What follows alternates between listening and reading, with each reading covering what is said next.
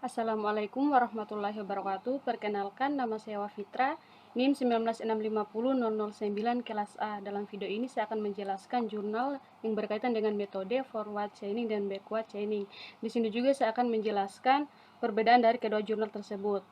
Untuk jurnal 1 di sini judulnya yaitu Sistem Prediksi Gejala Virus Corona dengan Metode Forward Chaining. Kemudian nama jurnalnya itu Jurnal Teknologi Rekayasa dengan volume 5 nomor 1 Juni 2020.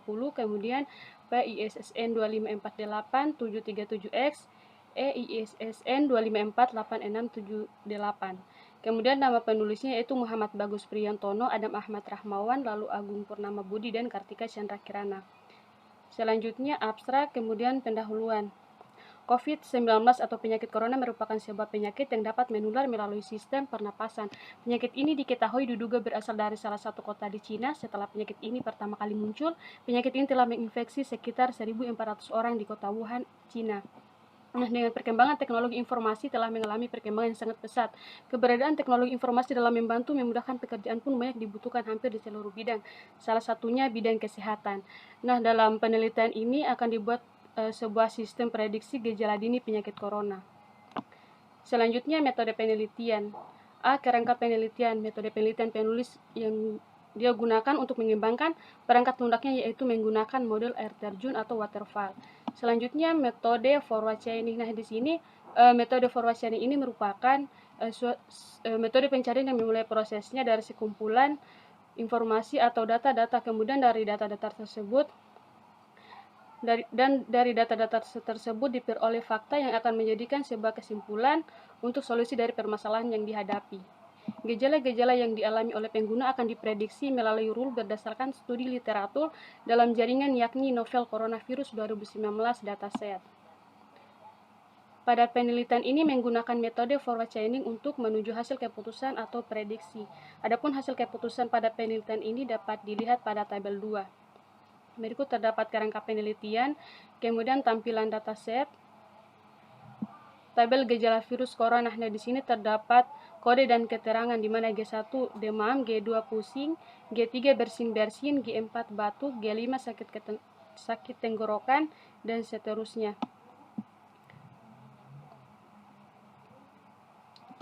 Selanjutnya hasil keputusan. Nah, di sini terdapat kode dan keterangan. H1 berpotensi besar positif corona, H2 berpotensi kecil positif corona, H3 beresiko. Selanjutnya gambaran rule. Kemudian pada jurnal ini juga menggunakan diagram tree, di mana diagram tree ini menjelaskan konsep yang diaplikasikan pada sistem ini dengan berdasarkan rule yang telah dibuat sebelumnya. Berikut diagram tree pada jurnal ini. Selanjutnya flow chart forward chaining. Di sini yang pertama itu mulai menerima inputan, kemudian membandingkan rule dengan data yang diterima. Apakah data sesuai rule? Jika ya, maka lanjut ke penentuan keputusan, kemudian mendapatkan hasil dan selesai. Nah, jika data tidak sesuai rule, maka di sini langsung ke proses selesai. Selanjutnya hasil dan pembahasan. Implementasi. Sistem yang telah dibuat memiliki dua halaman, yaitu halaman konsultasi dan halaman prediksi. Pada pengujian sistem di sini terdapat halaman konsultasi sistem, di mana pada halaman ini terjadi interaksi antara sistem dan pengguna. Pengguna memberikan informasi kondisi tubuh mereka melalui pertanyaan-pertanyaan. Pengguna hanya menjawab ya yang berarti mengalami atau tidak yang berarti tidak mengalami. Selanjutnya pada halaman kedua yaitu halaman prediksi. Nah, di sini akan menampilkan hasil prediksi apakah seseorang tersebut dinyatakan positif corona atau tidak. Selanjutnya hasil pengujian sistem. Nah, di sini terdapat beberapa yaitu berpotensi besar positif corona, berpotensi kecil dan beresiko. Di sini rata-rata presisinya yaitu 94,9%, kemudian rekal 88,6% dan akurasi 95%. Selanjutnya kesimpulan. Sistem prediksi gejala dini penyakit corona dengan metode forward chaining telah berhasil dirancang dan diuji. Hasil pengujian menunjukkan bahwa sistem dapat bekerja dengan nilai akurasi, presisi rekal dan akurasi di atas 85%. Dan sistem ini juga memudahkan masyarakat dalam pemeriksaan secara dini dan mandiri tanpa harus merasa khawatir untuk mencegah risiko yang lebih tinggi. Selanjutnya jurnal 2, di sini judulnya yaitu Perancangan Sistem Pakar Mendiagnosa Penyakit COVID-19 dengan metode backward chaining yang berbasis online. Di sini ISSN-nya yaitu 25983514 untuk online, kemudian ISSN 14104520 untuk cetak. Nah, di sini nama jurnalnya yaitu Buletin Utama Teknik dengan volume 16 nomor 3 Mei 2021. Untuk penulisnya yaitu Muhammad Rusli Nasution, Khairuddin Situan, MHD Zulfansuri Siambaton. Di sini pertama abstrak, kemudian pendahuluan. Perkembangan teknologi informasi memang sangat cepat dan jauh berbeda dengan masa awal kehadirannya. Kini teknologi informasi dengan sumber daya yang disebut dengan web telah banyak digunakan oleh berbagai organisasi untuk mendukung kelancaran kegiatan dari sekedar menangani penyampaian informasi sampai ke penyelenggaraan bisnisnya sendiri. Nah, dalam penelitian ini akan dibuat sebuah sistem pakar mendiagnosa penyakit COVID-19. Selanjutnya, tinjauan pustaka.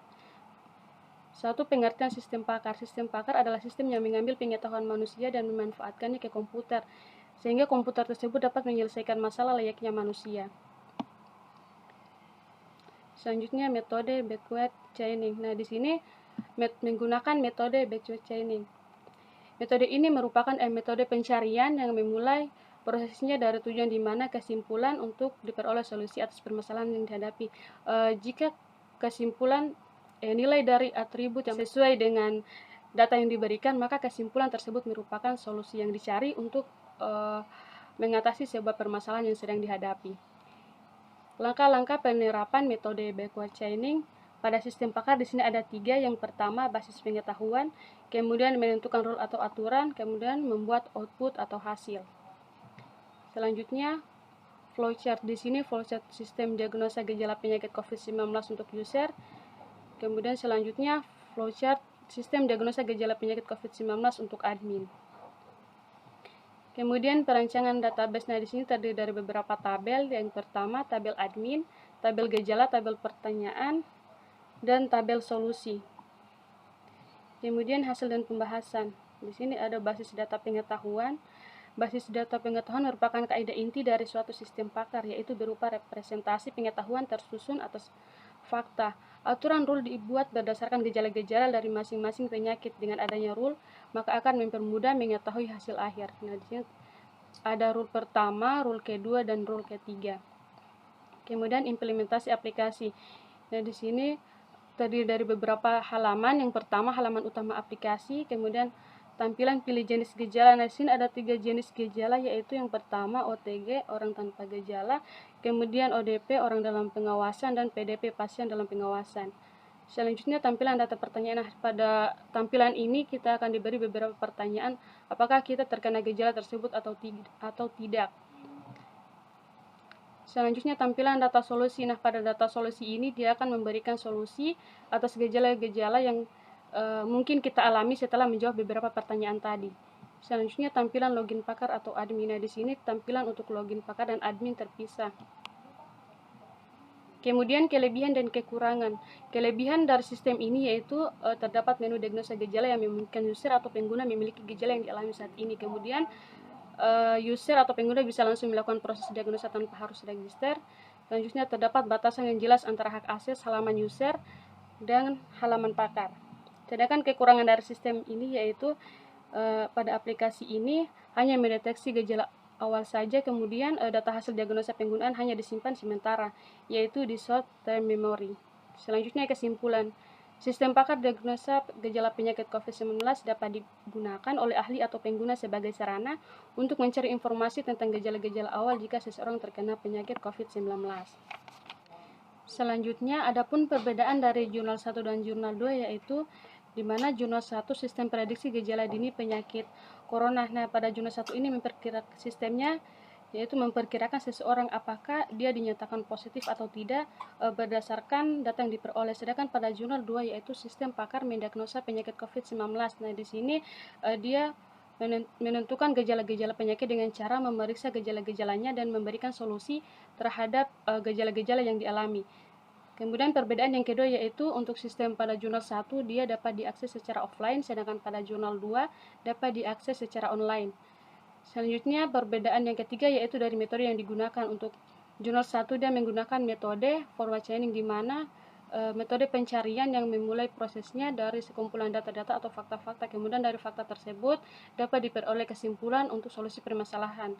Kemudian pada jurnal 1 menggunakan metode forward chaining karena untuk memperoleh informasi atau fakta-fakta dari gejala-gejala penyakit corona tersebut diperoleh dari pasien. Kemudian pada jurnal 2 dia menggunakan metode backward chaining, di mana memulai proses pencariannya ke belakang, yaitu dimulai dari kesimpulan agar diperoleh solusi untuk permasalahan yang dihadapi. Untuk jurnal 2 menggunakan metode backward chaining karena agar diketahui gejala-gejala penyakit COVID-19 dan cara mengatasinya. Selanjutnya perbedaan dari segi halaman sistem. Untuk jurnal 1 dia hanya terdiri dari 2 halaman, yaitu halaman konsultasi dan halaman prediksi. Sedangkan pada jurnal 2 itu terdiri dari beberapa halaman, yang itu yang pertama halaman utama, kemudian halaman pilih jenis gejala, halaman data pertanyaan, halaman data solusi, dan halaman login. Nah, pada jurnal 2 ini juga selain memberikan pertanyaan-pertanyaan terkait gejala COVID-19, dia juga memberikan solusi untuk mencegah atau mengatasi gejala-gejala tersebut. Mungkin itu saja penjelasan dari saya, lebih dan kurangnya mohon dimaafkan. Saya akhiri dengan ucapan wassalamualaikum warahmatullahi wabarakatuh.